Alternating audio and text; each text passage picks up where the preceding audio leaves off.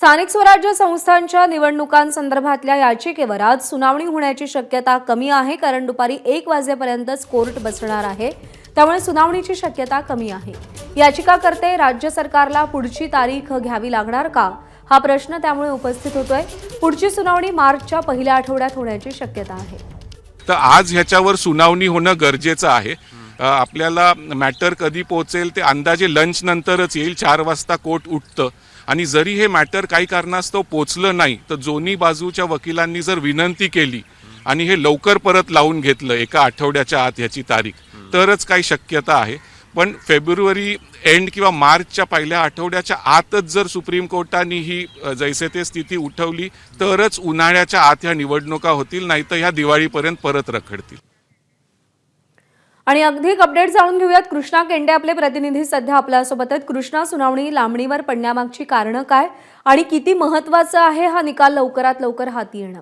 अत्यंत महत्त्वाचं यासाठी आहे की महाराष्ट्रातल्या सर्व स्थानिक स्वराज्य संस्थांच्या निवडणुका कुठे 5 वर्ष तर कुठे 3 वर्षांपासून रखडलेल्या आहेत। म्हणजे छत्रपती संभाजीनगर असेल, नवी मुंबई असेल, या तर 5 वर्षापासून रखडलेल्या आहेत आणि त्यामुळे हा निकाल येणं अत्यंत गरजेचं आहे। 29 महानगरपालिका आहेत, 246 BMC आहेत, 41 नगरपंचायती आहेत, 32 जिल्हा परिषदा आणि 336 पंचायत समितीच्या निवडणुका प्रलंबित आहेत।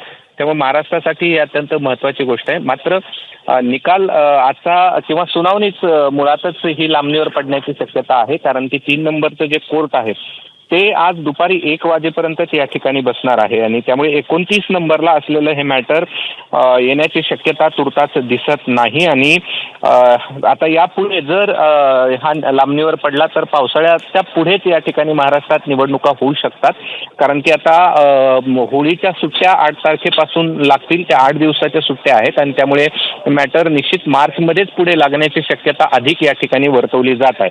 त्यामुळे आज हे मॅटर लागणार नाही आणि त्यामुळे महाराष्ट्रातल्या स्थानिक स्वराज्य संस्थांच्या निवडणुका आहेत त्या मात्र आता पावसाळ्यानंतरच होण्याची शक्यता अधिक आहे। प्रज्ञा, ठीक आहे कृष्णा, धन्यवाद दिलेल्या माहितीसाठी।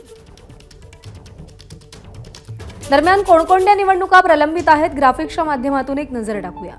तर 27 महानगरपालिका, 34 जिल्हा परिषदा, 352 पंचायत समित्या तर 333 नगरपंचायतीच्या निवडणुका प्रलंबित आहेत।